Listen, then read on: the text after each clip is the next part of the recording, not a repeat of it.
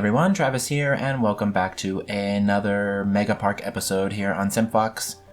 In today's episode, we will be picking up over here in the Boardwalk area, which we sort of started setting up for last time.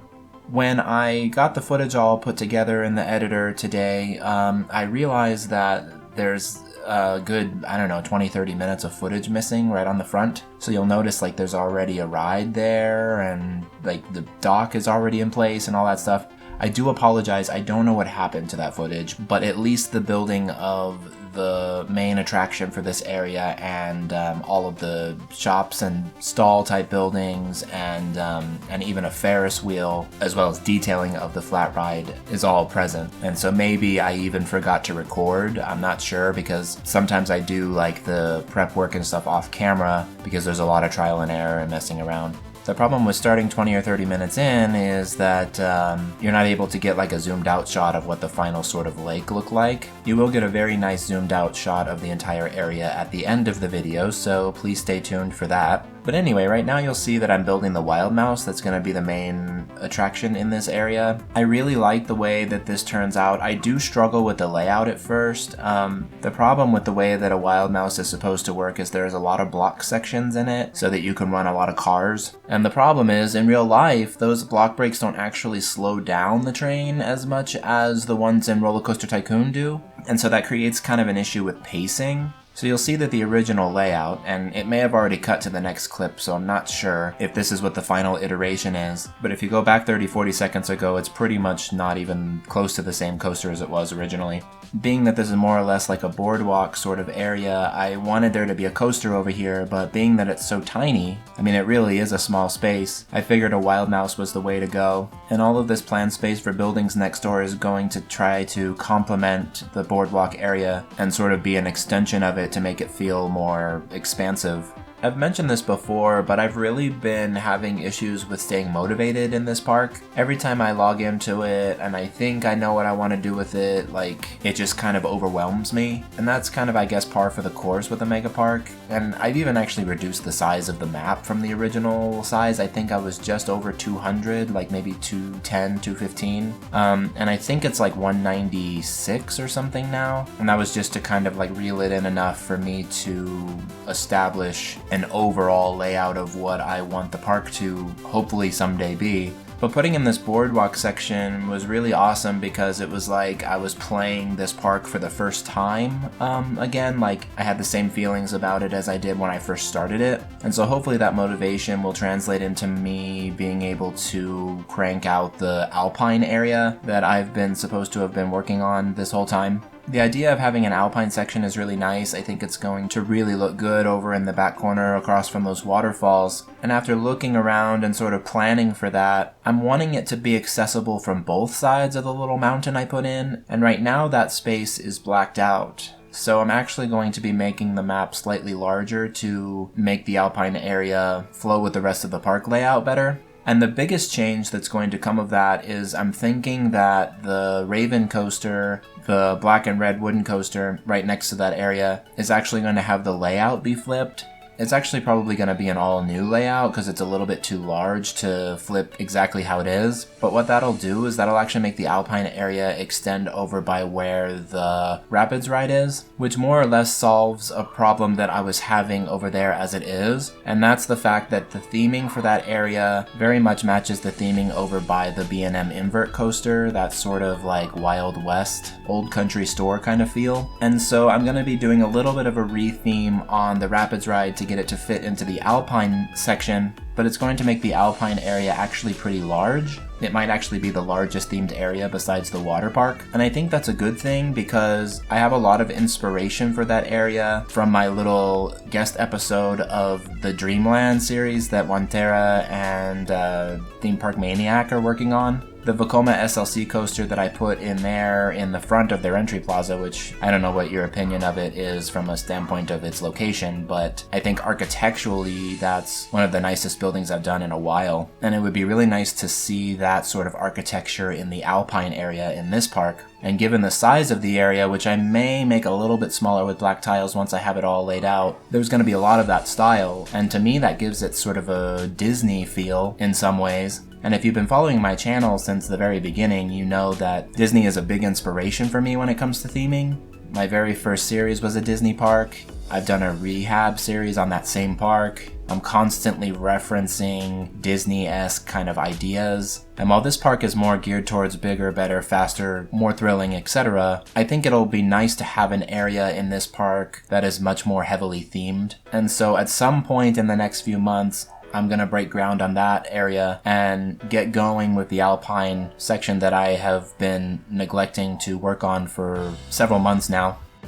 It was also mentioned in the comments a couple of videos ago that this park has a lot of large coasters, but not very many small ones. I think right now, really all we have that's considered like a family coaster or smaller is the Mine Train in the Ghost Town section. And really I think that's it. So it's good to have a Wild Mouse, which diversifies the lineup a little bit more, allowing for there to be rides for, you know, adults that bring their kids to the park. And I think as we go along, I'll think about that even more. I might even put in like a full-scale kiddie section at some point, so that'll be good as well. This is my 4th video in the last like week or so, and while I don't expect to have 4 videos every week for the rest of 2019, I also mentioned in a previous video that I'm trying to produce more content on a regular basis. My goal, as mentioned before, is 50 videos for 2019, and I feel like I'm off to a good start on that goal. With this being the last day of the 4th week of the month and the 4th video, that puts me on track for actually exceeding that goal, so hopefully I'm able to maintain that. Now, as I also said, I am a busy person as well, so like it won't be a regular upload schedule in the sense that, you know, every Monday a video is gonna come out, or every Wednesday you'll have an episode of this series or whatever. Unfortunately, my life doesn't work that way, and I'm not making enough money with YouTube for it to be like a full-time job or anything. Although it is nice to get a check every couple of months as sort of like an appreciation gift for me sharing my hobby with you all. But because I have other in real life obligations, you might end up like right now where I'm doing like 3 or 4 videos in 1 week, and then it might be 3 or 4 weeks until my next video kind of thing, you know? But I guess we'll see how all that turns out over the next 11 months or so. As far as subscribers, I think it would be really awesome to hit 2,500 subscribers this year. I was on track for that earlier this month. I was gaining enough on average per day to actually exceed that. I'm not sure what things are looking like right now, but the daily new subscriber count has gone down quite a bit in the last few days. So if you kind of lurk on my channel and watch things from time to time but have yet to subscribe, please consider doing so. And also, some of you have mentioned like how you can help the channel out, and I think really just the biggest thing that you all can do is be subscribed, turn on the bell notifications, and try to watch a video like as soon as it's released, and also like and or comment on it if you can, because that really like helps YouTube when it comes to sorting and recommending videos. And so the more activity you guys can give to my videos, the more the chances of them doing particularly well go up. With my current subscribership and even the number of regular viewers that I do have, I think some of my videos could really blow up if we do our best to push traffic toward them.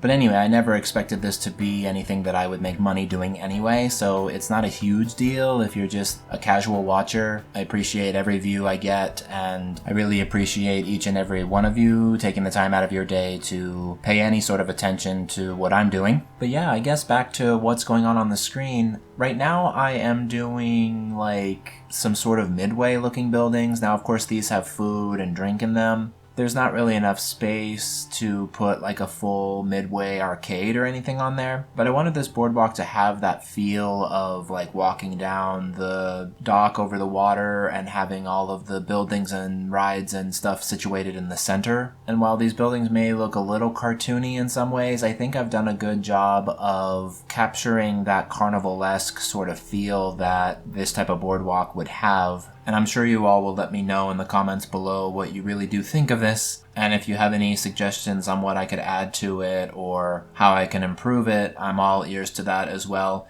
Just be mindful that I don't really want to expand it any further, so we need to use the footprint that it already has in any suggestions that you're making. A little bit about what's going on in my life right now. As I've mentioned before but haven't really talked about in detail, I am in a Masters of Fine Arts Creative Fiction and Composition program. The difference between a regular Masters and a Masters of Fine Arts is that a Masters of Fine Arts is a terminal degree, so it holds a lot more status in the community. Like, for example, with a regular MA, I could teach at the community college level and just be an adjunct or a lecturer at a 4-year university. But with an MFA, I can actually hold a full professorship, get a tenure job at a 4-year university, which you wouldn't be able to do with a regular master's. These programs tend to take longer, usually 2 to 4 years versus the 1 to 3 that a regular master's program would be. And then in terms of credit hours, most master's programs are like between 30 and 40 credit hours. And then an MFA program is between 40 and 60 credit hours, mine actually being 60. It's a 2-year program, but I'm doing in 2 years what most people normally do in 3, so it's a little bit intensive. And I've certainly noticed that, with deadlines and stuff coming up, I have a lot to read and a lot to write. And sometimes it's really hard to stay self-motivated with other things going on in my life. But I'm really enjoying the program so far, and I'm looking forward to the doors that it will open for me. On the subject of creating ways to generate comments, one thing I've never asked before is for you all to tell me what you're studying in school or what you do for a living. So if you're interested in sharing that, please comment below what you do, and even comment what country and or state you're watching from, because that does make a difference. And I always find it really fascinating, all of the different directions people can go in their life, from a career standpoint. And also, if you're like a stay-at-home mom or a stay-at-home dad, or you work from home, or you're self-employed or things like that, I think those are equally respectable jobs, if not even more so in some cases. But yeah, anyway, I really am liking the sort of renovations that I'm doing on this park. I do think that this will be a project that I eventually finish, but I think the idea of having something that's constantly ongoing, that I'm updating regularly, that is evolving over time, kind of like a natural park would in real life, is an interesting thing. And I don't think I've ever seen anyone do that with a YouTube series before. I know there's kind of an argument to be made that if the goal is normally to finish a park and release it, what's the point of having a project that never finishes? But what I mentioned before is I plan to release the park like every 10 episodes or so. And actually, I think I'm going to release it in whatever state it's in after episode 25 anyway, so that's 2 episodes from now. And so that way you guys can have the park in your possession as it goes along and get the latest version every 10 episodes or so, and keep track of this park and how it develops in a way that you would a real life park that you like. The kind of park that's in your hometown that you visit every now and again, and when friends come in from out of town, you take them there and you're the expert on where everything is at and that sort of thing. I know some of you are probably sitting there right now like, why does he even talk? Like, how could your eyes possibly even roll back any further right now? But I think as far as YouTube goes, you have to sort of set yourself apart from everyone else that's doing the exact same thing that you're doing. And my build style and overall process as a player has sort of pushed me along pretty nicely so far, but I don't know that that's going to be able to sustain me for the long haul. And so my channel has to sort of stand on its own as a channel that creates unique and original content, or if not, at least content that is of a certain level of quality.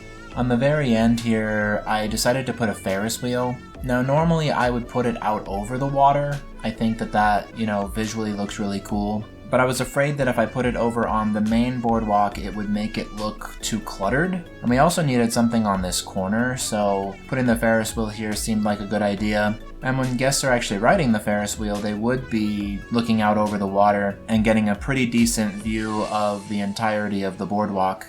I also sort of like the way I did the decorations and surround for this Ferris wheel with these little circle window looking things, as well as a sort of custom sign. Details like that are really important for a boardwalk like this, I think, because you're wanting the rides to be flashy colors and bright lights and really just generally exciting looking. And so as an end cap to this area, I think the Ferris wheel was the right way to go. I do think perhaps this area could use another ride or two. Boardwalks tend to have a lot of flat rides sort of clustered together in one area, but unfortunately even the smallest rides take up a lot of space comparatively to the size of this boardwalk. So maybe something like the Magic Carpet ride or something like that would be doable, but let me know in the comments below what you think. Are there enough rides on the boardwalk? Do you think it looks decently complete? Do I need to add more to it? Do I need to tear it all out and start over? Oh, and also, we need a name for this wild mouse. I've been taking name suggestions for rides this entire series, and I think it's a good way to help it be more interactive for you guys. But just be aware that if I don't respond to your name suggestion, it's not because I don't like it or because I don't want it in the park. It's probably because I either saw it and at that point in time wasn't able to respond to it, or perhaps the ride was already named by someone else, because I do sort of try to do the like first come first serve on that, although if a better name comes in a little bit later I sometimes take that one instead. But just know that my lack of response, or if I don't directly reply to it or whatever the case, I'm not like ignoring you, it's not personal.